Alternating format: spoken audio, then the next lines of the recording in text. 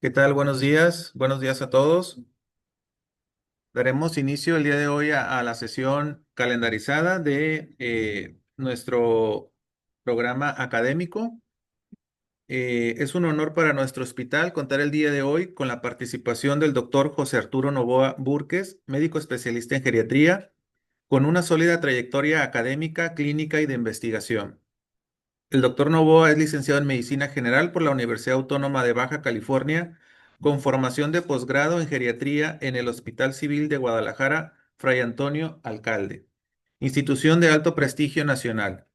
Cuenta con certificaciones vigentes en el Colegio Mexicano de Geriatría y es miembro activo de la Academia Mexicana de Geriatría, lo que respalda su compromiso con la excelencia clínica, la actualización profesional continua. Su perfil académico se fortalece con una producción científica relevante, con publicaciones en revistas nacionales e internacionales de alto impacto, abordando temas claves como fragilidad, función, nutrición y complicaciones clínicas en el adulto mayor. Para nuestra institución es especialmente valioso contar con profesionales como el Dr. Novoa, cuyo ejercicio se alinea con los principios de calidad, seguridad del paciente, enfoque centrado en la persona y la atención geriátrica integral. Doctor, le agradecemos profundamente su disposición para compartir sus conocimientos con nuestra comunidad hospitalaria y bienvenido. Muchas gracias, doctor.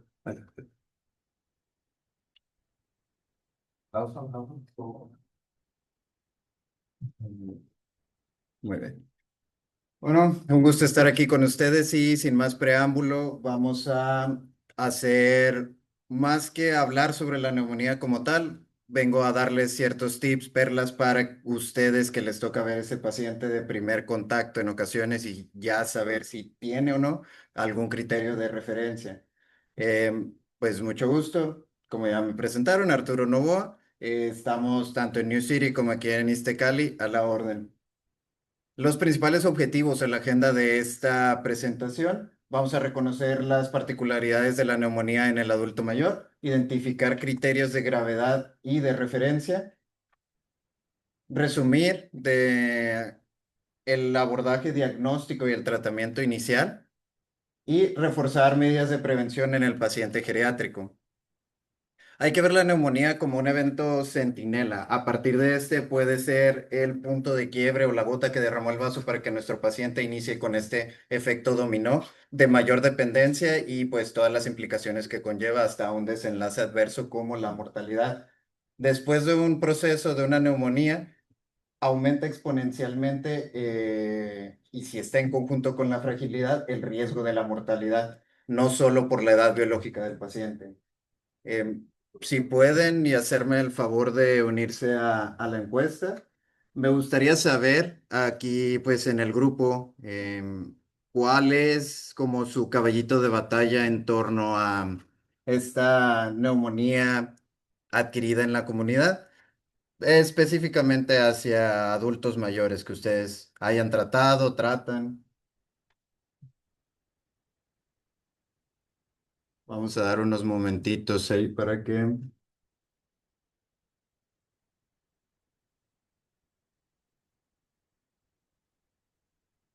Hay que escribirla. Ah, sí.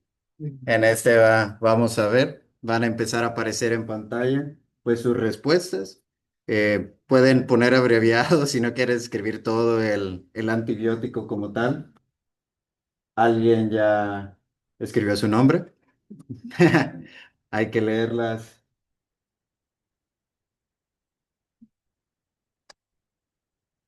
Ok, ya veo que aparece amoxicilina, claritromicina, una lorena. Muy bien, amoxiclav. Ok,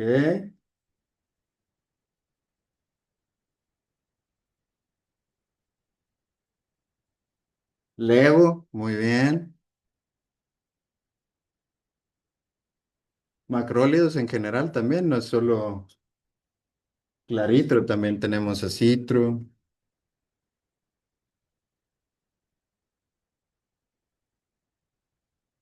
Muy bien, pues en general facilita un poco más mi trabajo. Veo que pues aquí en general estamos de acuerdo todos que un paso inicial es la amoxicilina por sí sola o amoxiclav, y las quinolonas también son en ciertos casos la primera línea.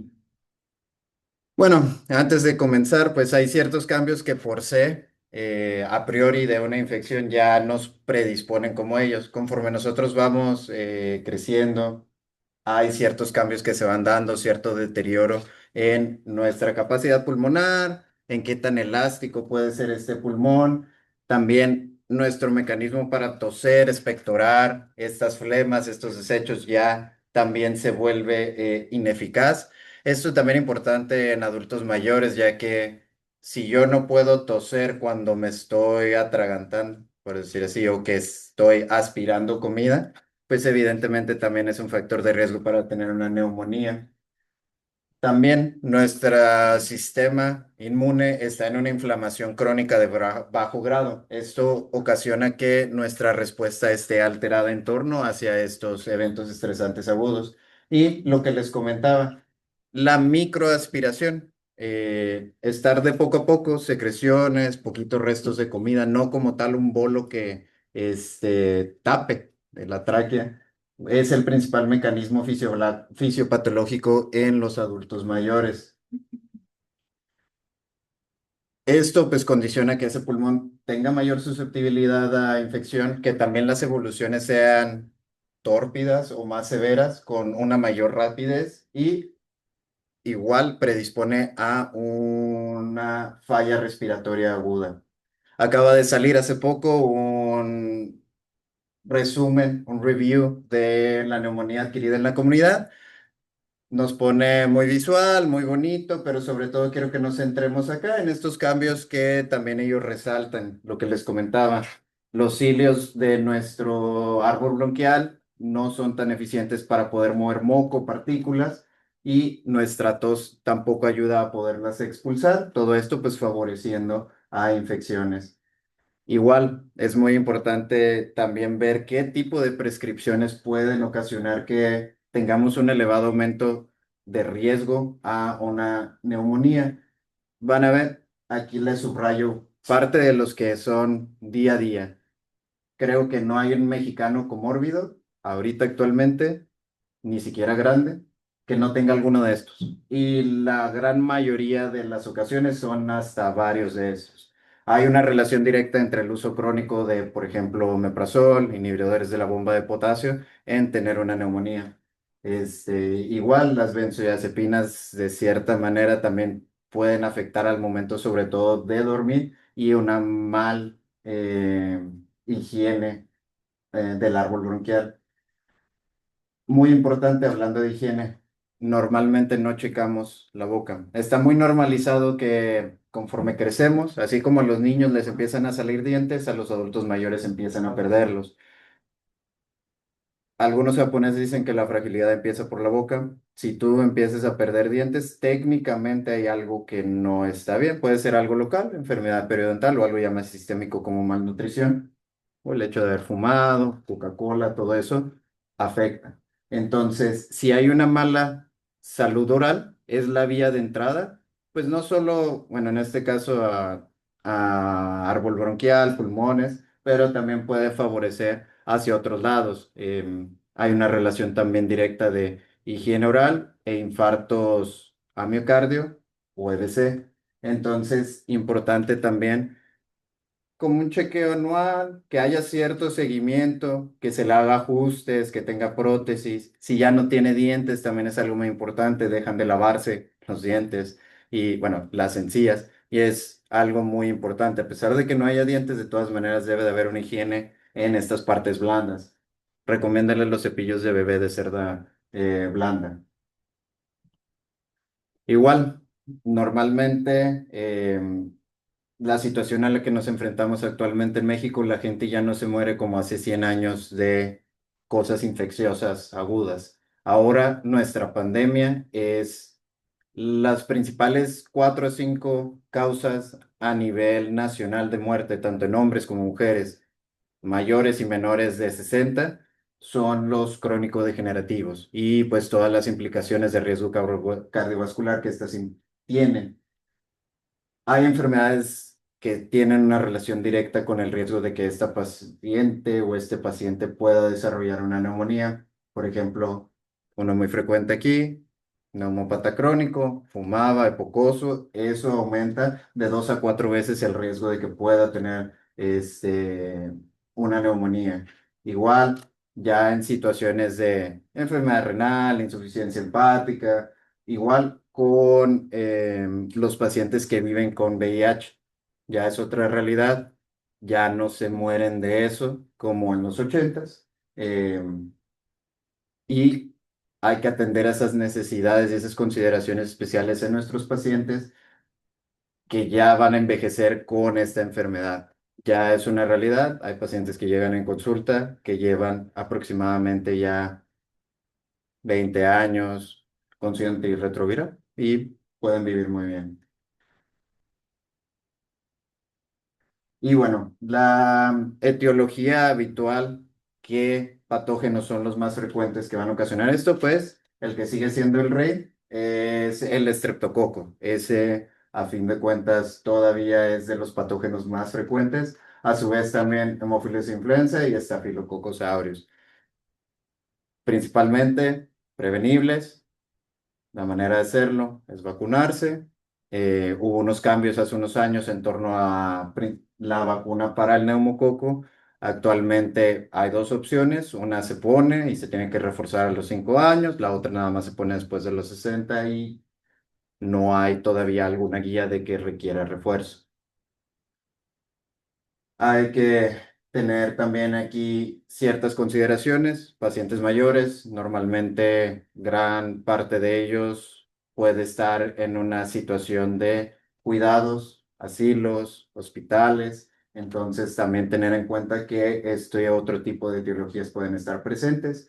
Y, pues bueno, hay gérmenes atípicos que también pueden ocasionar neumonías dependiendo de varias condicionantes intrínsecas del paciente y extrínsecas. Entonces, dependiendo de qué pudiera ser un factor de riesgo, podríamos buscar cubrir este otro tipo de etiologías atípicas. Normalmente nosotros aprendemos en la carrera, pues fiebre, tos, disnea, pues esta triada es lo que, o nuestro tridente de cómo se presenta una neumonía.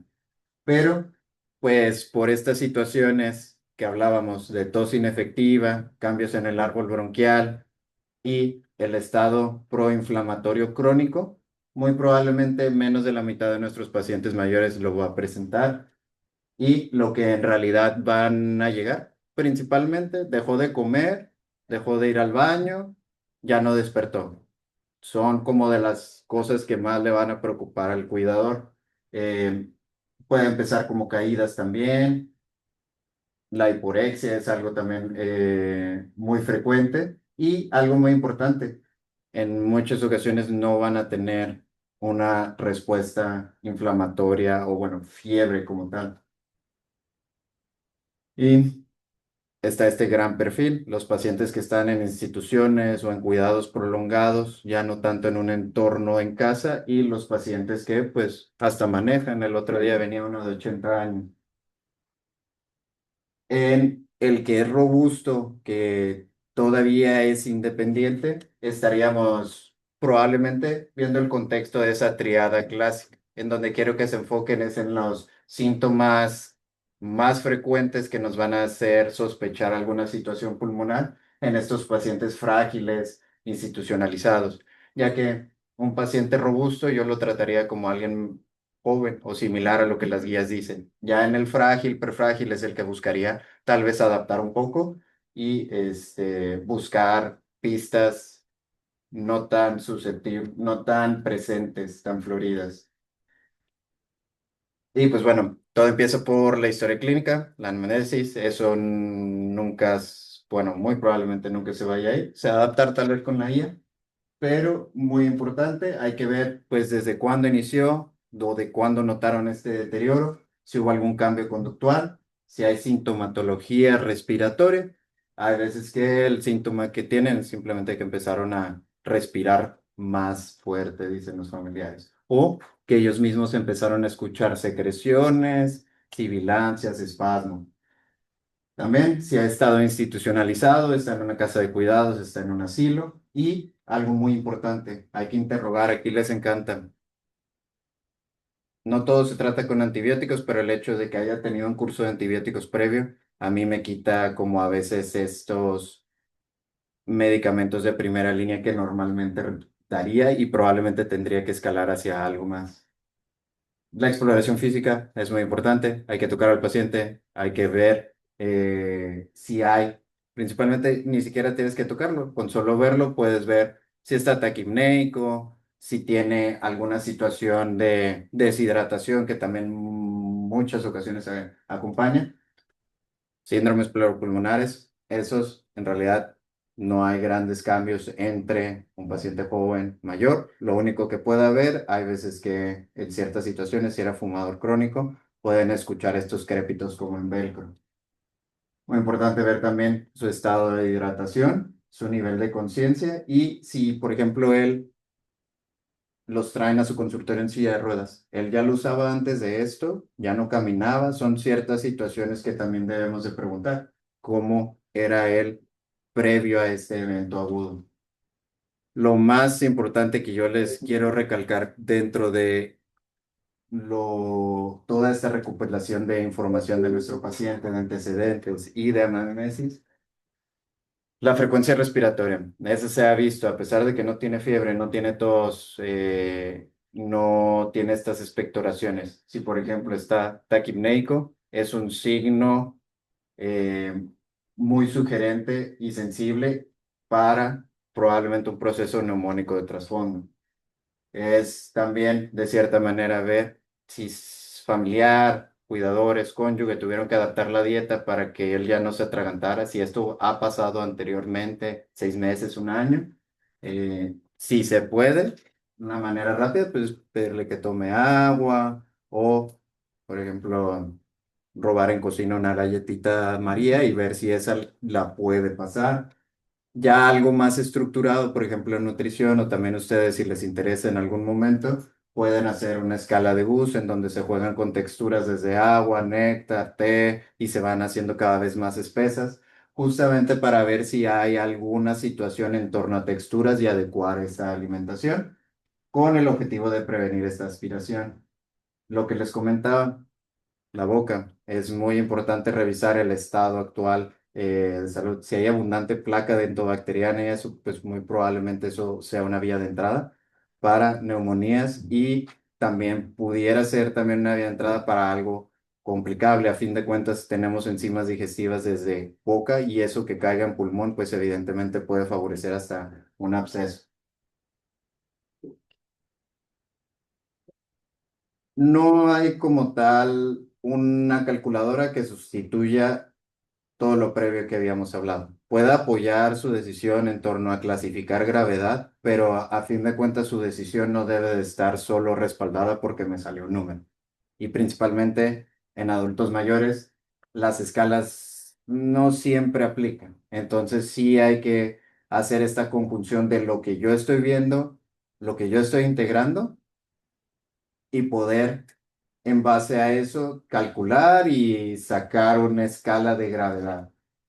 Principalmente las que más se utilizan y se han reportado son la de CUP 65, pero pues bueno, con la pura edad ya tienes un punto, entonces ya con eso, igual con PCI, la edad ya nada más te subió con eso a PCI 3 4 y todavía lo que le agregues. Entonces son situaciones que se van a ir adecuando más adelante, pero ahorita todavía siguen siendo pues herramientas, no tanto para sustentar mi decisión, simplemente que me ayude a integrar más cuál sería el siguiente paso, ya que con estos y aparte los factores de riesgo que yo les pondría fuera de lo de la neumonía y otras cosas es fragilidad, si él ya era dependiente previo a esa situación, si hay alguna comorbilidad, pues obviamente si es un neumópata crónico, tiene una neumonía, va a tener una situación hasta puede ser de acidosis respiratoria o si es un cardiópata, su insuficiencia cardíaca se puede descompensar. Bueno, ver si es diabético, sube su glicemia y hasta pueden hacer con acetos o hiperosmolar, o que no tenga alguien que lo cuide. Porque pues sí, hay veces que tiene todo para que le pueda decir, ¿sabe qué? Vayas a su casa, tómese esto, nos vemos en una semana, 5 días, depende, el sapo, la pedrada, pero ¿con quién se va? ¿A dónde se va? ¿A quién le va a dar los medicamentos? A veces son estas situaciones que nos limitan a dar de alta o un seguimiento ambulatorio. Y pues lo que les comento, lo que yo estoy viendo, lo que yo estoy integrando y aparte ya objetivizo con algo. Meramente también nos sirve para dar un seguimiento en toda esta trayectoria. Los factores geriátricos pesan, a mi parecer, y a lo de también otros geriatras, tanto como las escalas clínicas. Entonces, hay varios criterios de referencia, los que yo a un geriátrico, si lo veo que los presenta, diría, ¿sabe qué? Pues no es candidato como un manejo ambulatorio, si mínimo preferiría una estancia corta en urgencias o una hospitalización corta. Si, por ejemplo, desatura aire ambiente, si está, más o menos les puse 25 en el geriátrico, pero bueno, si ya está en 30 o más, ahí directo y sin escala a urgencias. Si hay un descenso en su TEA, aquí nada más un punto. Si es un paciente que estaba encamado, no tenía una movilidad, estas metas de TEA pueden ser un tanto distintas y también hay que ver llenado capilar. Si hay una situación de delirio, si hay alguna situación de inestabilidad hemodinámica, si por ejemplo no va a tener la capacidad de ingerir esos antibióticos o ese manejo vía oral, y también no va a cumplir con los requerimientos nutricionales necesarios. Si hay un apoyo, una red de apoyo insuficiente y algo pues que les comentaba, dentro de sus comórbidos, si alguno de ellos está descompensado, pues bueno, ya teniendo esas dos cosas, el proceso infeccioso y lo crónico agudizado, pues sí sería alguna de estas o varias de estas motivos por los cuales ya sugerir una hospitalización al paciente. Pero les digo, la que más peso en el contexto de neumonía tendría sería esto, que es pues relativamente rápido. Desde que estamos viéndolo en consulta ya podemos detectar esto. Como les comentaba, las escalas tienden a subestimar en ciertos pacientes o sobreestimar síntomas en ciertos pacientes, ya que pues no se contempla el espectro. No todos envejecemos de la misma manera y de la misma manera no vamos a enfermarnos de esta misma manera. Entonces, si hay situaciones de tiempo, de aplicabilidad, lo bueno, pues estas ya con meterse aplicaciones como MDCalc, QXCalculate, ya está automatizado y ese mismo algoritmo ya también en ocasiones te sugiere, te da riesgo de mortalidad, te sugiere monitoreo. Entonces, si tuviera que agregar alguna otra más, esta salió mucho en COVID. Meramente son, ni siquiera toma edad en el contexto, son variables objetivas, medibles de saturación, de presión y nos puede dar estos datos tempranos de que pues el paciente lo puedo monitorizar, por ejemplo, 1 hora o lo monitorizo 4, ahí da sugerencias, pero lo pueden integrar también para ver si hay un grado de severidad pues muy alto también, enviarlo a una valoración mínimo en urgencias. Eh, lo que les comento, el juicio clínico a fin de cuentas va a tener una superioridad por encima de las escalas. Y podemos ver diferentes patrones. Stenetec ya sacó en su guía que no hay como tal así un patrón específico para cada cosa. Si hay sugerentes, pueden tener diferentes áreas pulmonares o donde haya afectación, pero no por tener este tipo de patrones ya específicamente una neumonía típica, típica, viral, bacteriana, no. Se necesitan para clínicos y otras situaciones para poderlo diferenciar. Entonces, vamos a pasar al supuesto clínico. Tenemos aquí a don Roberto. Él pues llega con nosotros, ustedes están aquí con su fix, y pues bueno, principalmente acá vamos a ver los datos clave, pues se toman los signos, su presión está bien, está levemente taquicárdico, una frecuencia de 26, trae una temperatura de 38,3 y pues bueno, está saturando a 99, 90% aire ambiente. Dentro de sus laboratoriales, pues solo cabe destacar, usted tiene 14,000 de leucos a expensas de neutrofilia y tiene una glucosa de 160. Pues le aplicamos la CURB 65 y vemos que cumple con 2 puntos de estos. Entonces, bueno, no tenemos la urea todavía. Eh, y tomamos la radiografía. Con la puntuación y esta radiografía, pues bueno, estamos ahí en un riesgo moderado. ¿Ustedes qué le harían a ese paciente? Vamos a dar ahí un minutito.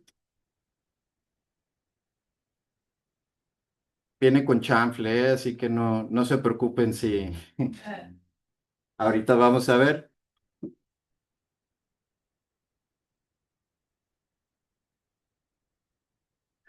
Nada más por dar la contraria a unos.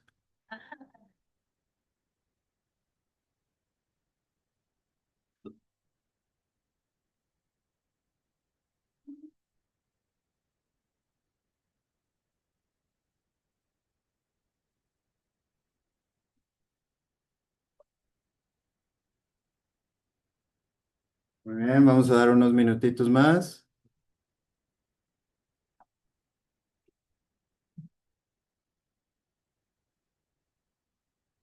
Ok,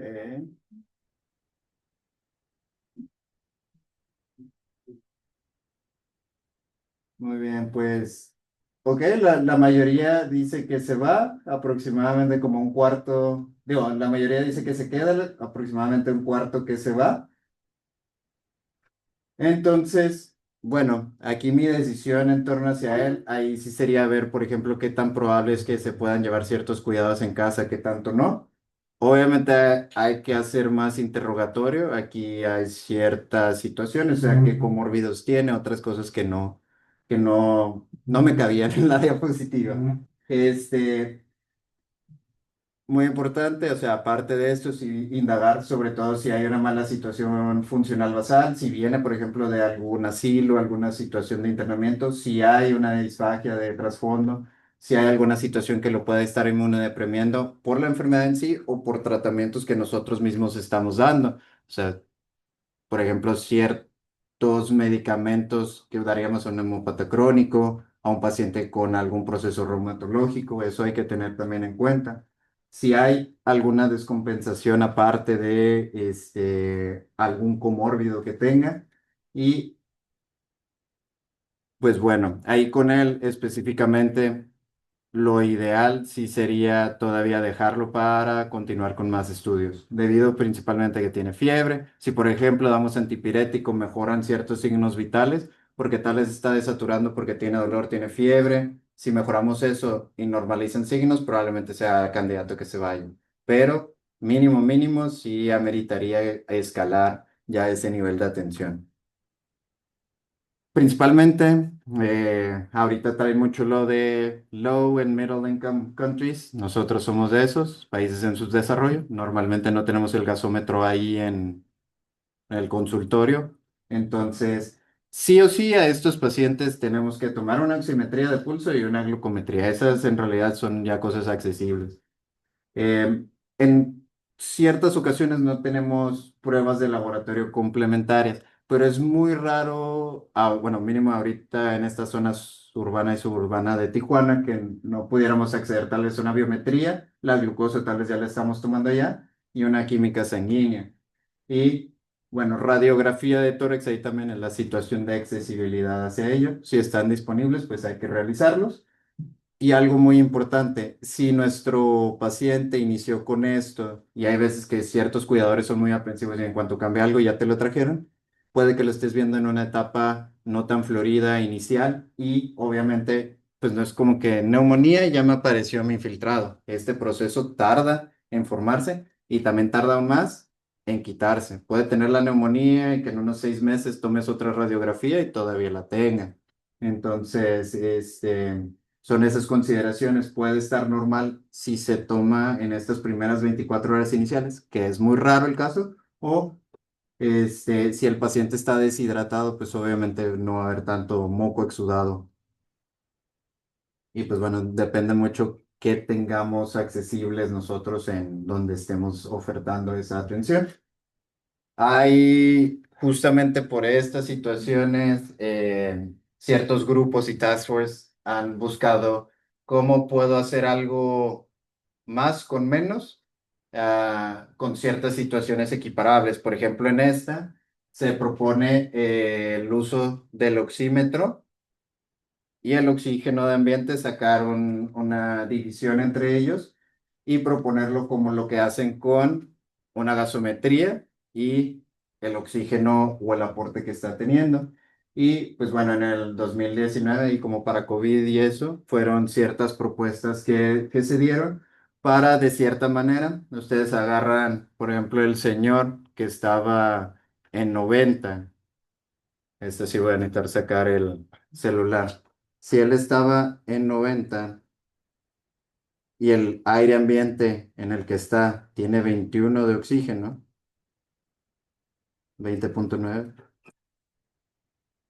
entonces más o menos estamos hablando de que anda en 428. Entonces, él probablemente con algo rápido y una división, hoja, papel, ya estamos agregando algo que a mí me dice más que la PCI por del CURP. Si ustedes hacen un envío con esto, probablemente a mí también me ayuda a clasificar más esta severidad que es solo un número. Entonces, se han ido buscando, pero son cositas que puedan ustedes complementar para darle más peso a la decisión o al tratamiento que ustedes están haciendo o a la referencia que están haciendo. Entonces, en este otro supuesto clínico, nos llega don Alfonso con, pues, somnolencia, delirio, a veces agitado, a veces dormido, se empezó a caer, ya no quiere comer, no ha tenido fiebre. Dentro de sus signos vitales, pues está estable, no está taquicárdico, llama la atención que tiene una frecuencia respiratoria de 28, su temperatura de 37,1, pues según, no es fiebre. Tiene un 88 de saturación, leucos de 13, hay una hiponatremia leve y pues está elevado la urea creatinina, pues hay un grado de deshidratación ahí. Tomamos una radiografía, se ve este patrón. ¿Qué le preguntarían, por ejemplo, a este paciente?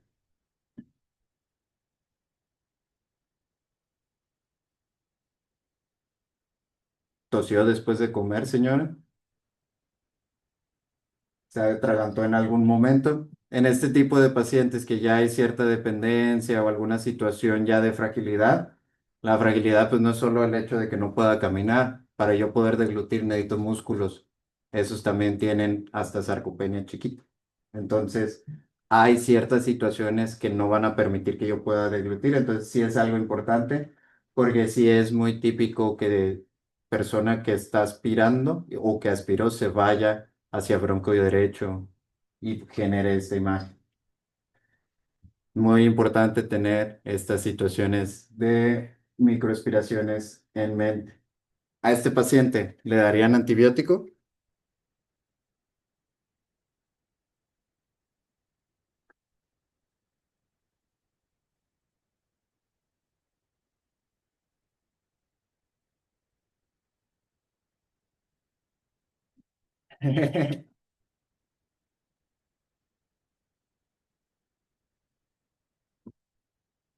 Venga, ibuprofeno 800.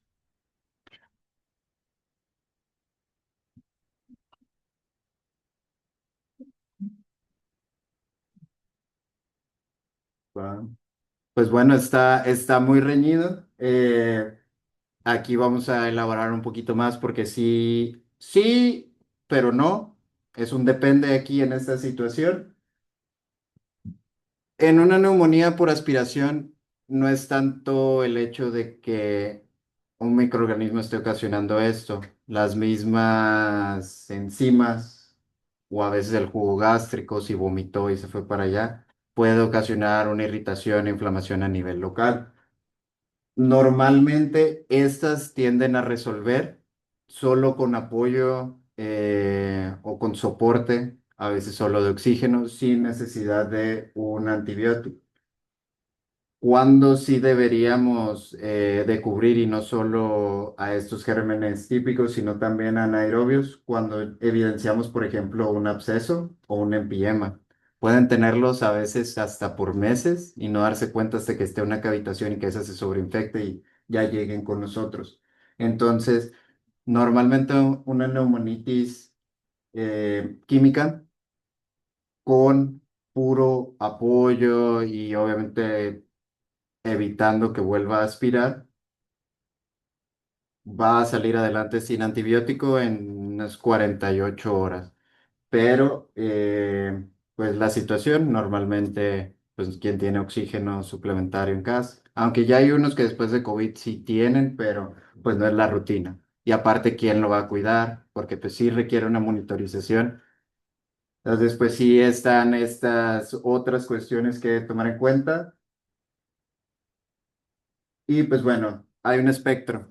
Les va a llegar el geriátrico de 80 que se ve de 60 y el de 60 que se ve de 80. Entonces, sí, antes de comentarles, sí, me gustaría que ya de ahora en adelante vean a los pacientes geriátricos en alguna de estas tres trayectorias. Hay muchas maneras de hacerlo. Por cuestiones prácticas se lo resumo de esta manera. Si, por ejemplo, nuestro paciente hasta llegó manejando nuestro consultorio, puede hacer su despensa, puede tomarse sus medicamentos, pues es independiente en básicas e instrumentada. Tiene menos de dos comorbilidades y están controladas. Y pues no tiene síndromes geriátricos, a él probablemente no haría algún ajuste en el tratamiento o tendría menos miedo de los efectos secundarios de los antibióticos que voy a dar, por ejemplo, en este caso. En el prefrágil, pues probablemente ya hay cierto grado de ayuda que necesita para lavar, trapear o, por ejemplo, cosas más de cuidado del hogar, pero el mínimo en su autocuidado, bañarse, ir al baño, cambiarse, lo puede hacer solo. Tiene dos o más comorbilidades, puede o no tener algún síndrome geriátrico. Aquí es donde ya empezaríamos de aquí en adelante a ver ciertas situaciones en torno al manejo que tiene y los efectos secundarios que pueden salir después de que yo inicie, por ejemplo, algún antibiótico, en este caso de una neumonía. Normalmente son como en ese tipo. Y que sea una prescripción adecuada y segura al caso del paciente es lo principal. Para personalizar esto es importante. Si ya nosotros denotamos, pues el SAFI, por ejemplo, que está de leve, moderado, si ya vemos que hay leucos, tal vez no hay fiebre, pero hay otras cosas más que cambiaron, es importante pues sí iniciar un antibiótico. Aquí, pues, el tiempo que retrasemos el inicio de un antibiótico en una infección y no solo en una neumonía como tal, pues aumenta el riesgo de complicaciones probables. Hay que ver, pues, las guías locales, las resistencias que hay tanto en el hospital como no lo hacen mucho, pero en ciertas clínicas y aislados, y ajustar el tratamiento en torno hacia eso. Hay que ver, no todas las dosis para todos. Hay ciertas situaciones hepáticas, renales, que ameritan hacer un ajuste en la posología de estos medicamentos.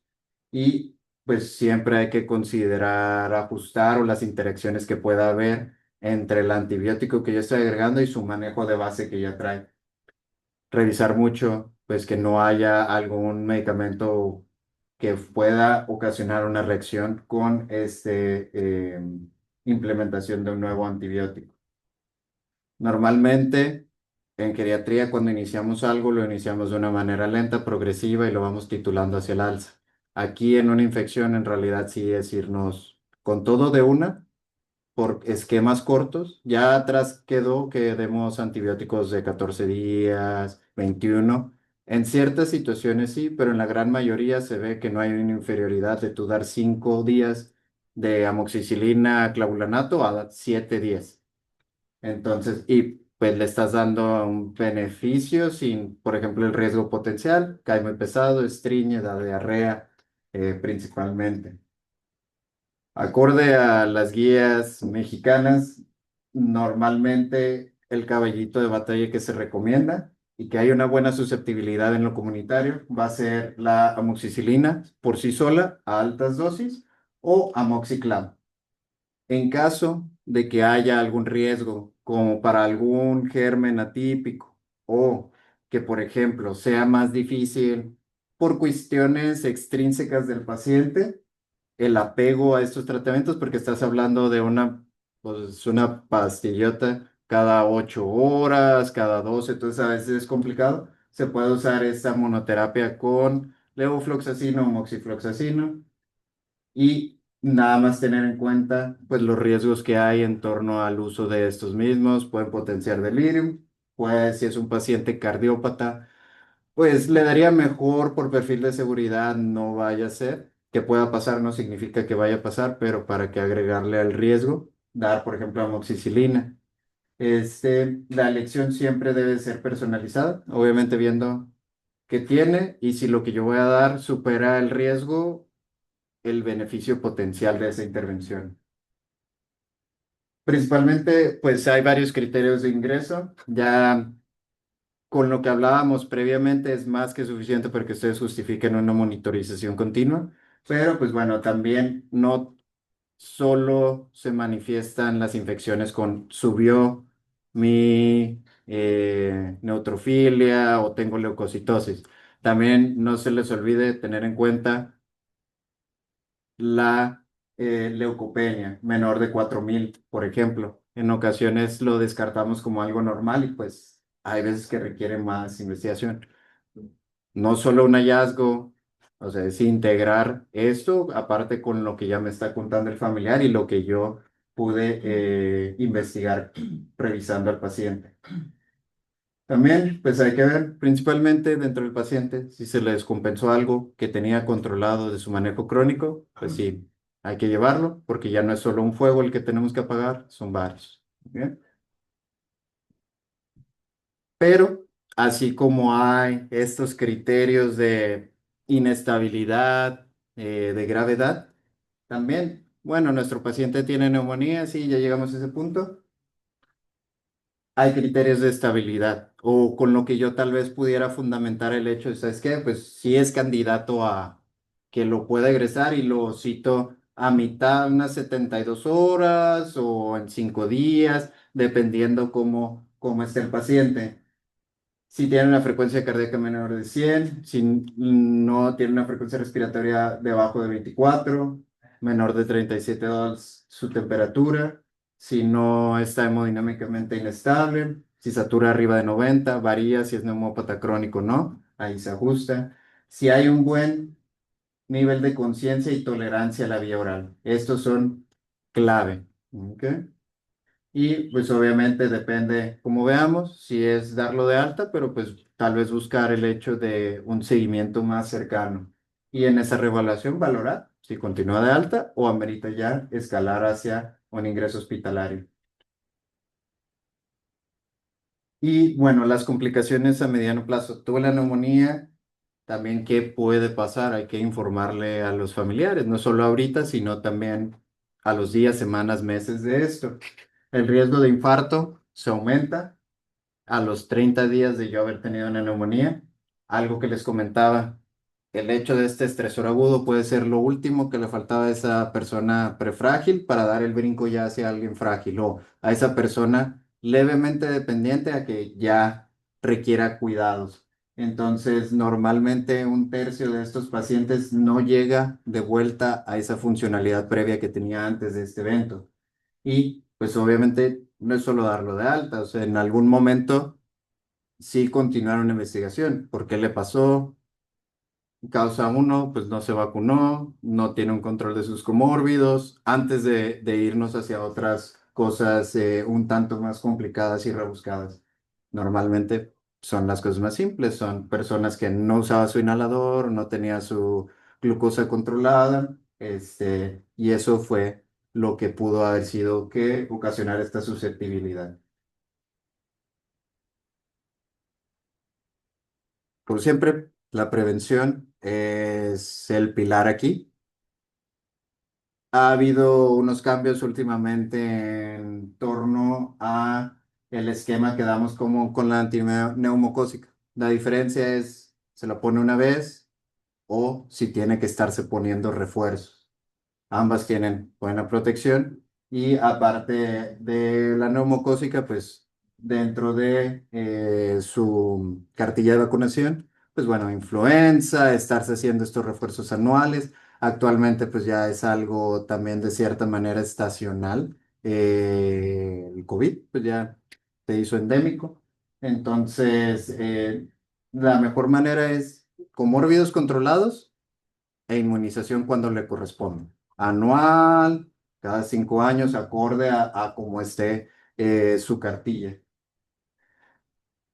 Como les comento, el control de las enfermedades, eso es crucial. Y también no solo el hecho de dar un tratamiento ya con eso, hay que fomentar a que el paciente tenga hábitos y estilos de vida, o sea, que abandone el tabaquismo, que empiece el hecho de controlar esos síntomas para que usted pueda hacer más y se reintroduzca actividades o actividad física de leve a moderada, principalmente por los beneficios que le va a ofertar y estar evaluando este riesgo que puede haber de disfagia. También, si me faltan dientes, yo no puedo morder o mascar bien la comida y eso puede ser una situación que eventualmente puede complicar o causar alguna aspiración. Y pues bueno, dentro de pues, el manejo general de estos pacientes, aparte del antibiótico, también es que asegurar un estado adecuado de hidratación, que esté comiendo bien, que haya un control de dolor, que bajemos la fiebre. También corregir estas causas que pueden estarle ocasionando la somnolencia, principalmente neumonía, es dolor, la desaturación. Este, empezar con cierta movilización precoz. Esto también ayuda a movilizar estas secreciones, que haya un drenaje postural. Algo muy importante, la piel pierde elastancia, se deshidrata más fácil, es más friable. Entonces es muy fácil que si yo me quedo en una posición, pueda empezar a hacer estas lesiones por presión y le agregamos otra vía de entrada para una infección y otra complicación más. Entonces, hay que prevenir este tipo de situaciones. Mínimo, de acostado a sentado, o si está acostado y no puede, pues moverlo de lado, hacia arriba, de otro lado. Entonces, todo esto le tienen que informar al familiar en búsqueda de prevenir complicaciones. En caso, pues también de esta dismovilidad, hay este riesgo de que pueda tener alguna trombosis. Las medias a veces se colocan, pero pues principalmente es mejorar la calidad de vida del paciente y prevenir que se vayan añadiendo más cosas a este proceso agudo. Con el familiar, pues hay que explicarle qué es la neumonía, que hay un riesgo aumentado por las comorbilidades, por la edad. Lo doy de alta, por ejemplo, tanto del hospital o de mi clínica para tratamiento ambulatorio. ¿Qué datos de alarma usted como cuidador debe de tener en cuenta? Pues estas situaciones de si escucha la sibilancia, si hay desaturación, si hay esta taquipnea de nuevo, si yo le egreso sin taquipnea y regresa con 30, pues hay algo ahí que no está bien. Que no tenga tolerancia a la vía oral, eso también es algo muy importante y que amerita una evaluación inmediata. Y obviamente, pues fijar metas. Tantos días debe de estar así. Si no, lo trae a revaloración. ¿Ok? ¿Cuántos días va a durar? Me ha tocado a veces que lo usan por un mes, porque pues no dijeron, no entendieron o perdieron la receta. Entonces también la manera de proteger eso es surtir nada más el número para que en cuanto se acabe esa receta ya no haya más. Y pues que también tanto el paciente, el familiar, sean el equipo de vigilar. La salud no depende solo del médico, depende también del paciente o del usuario. De las conclusiones con las que quiero que ustedes se vayan a casa, sí hay que sospechar una neumonía en el paciente si hay un cambio agudo en función o del estado mental y aparte se está añadiendo principalmente este signo vital que les comentaba, esta taquipnea. ya que ese se ha visto que es el signo vital como más valioso para nosotros sospechar de un proceso neumónico. Hay que tratar al paciente, no a la radiografía. En ocasiones, les digo, puede ser un estigma de una neumonía pasada y no que ahorita esté teniendo una activa. Hay que también considerar pues estos factores de fragilidad del entorno del paciente y, muy importante, la mejor manera de prevenir es lo de la higiene oral, ver que degluta, que no tenga problemas en su dieta o con pastillas, que en ocasiones también se van también ahí a bronquio derecho, el enalapril. Y muy importante, que se vacunan. Hay un movimiento antivacunas, gracias a Dios, los geriátricos sí vivieron la mayoría el polio, entonces sí se vacunan más que adultos jóvenes. Mucha suerte a los que les toque ya esos cuarentañeros que no quieren vacunarse.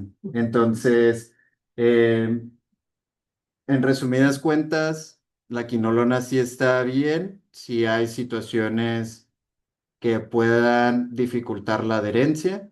Mi sugerencia es, si no hay una alergia también, que eso también sería otra situación por la cual virar a quinolona, y que sí sea una alergia de verdad, porque la mayoría dice que es alérgico a la penicilina, pero en realidad ni siquiera sabe y fue en la juventud y no hay algo. Eh, mi recomendación sería amoxicilina o amoxicilina clavulanato, pero si hay situaciones que no puedan permitir una adecuada adherencia, moxifloxacino, que es más eh, específico a pulmonar. Pero, pues a fin de cuentas, ambos, o sea, a fin de cuentas hay que tratarlo. Y, obviamente, decirle al familiar, vigilar estos datos de riesgo y si amerita una revaloración. Bueno, no sé si tengan alguna duda. A ver, ¿preguntas, jóvenes?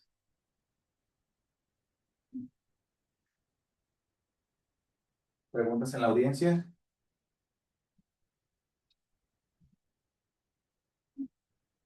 ¿Tenemos alguna pregunta? Sí, ¿qué tal, doctor? Yo tengo una pregunta. A ver, sí, adelante. Disculpe, en la lista de medicamentos que ponía como factores de riesgo para neumonía venían estatinas y yecas, pero venían subradados de amarillo. Hace unos años incluso se estaban estudiando como medicamentos que bajaban el riesgo de neumonía. Ya no, no sé si sabemos el mecanismo por el que aumentan el riesgo de neumonía. Yo recordaba que las estatinas por factores pleiotrópicos, antiinflamatorios, bajan el riesgo. Y los YECA creo que por aumento del reflejo tusígeno también bajaron un poquito el riesgo, pero eso fue hace años. No sé si ha cambiado. Sí.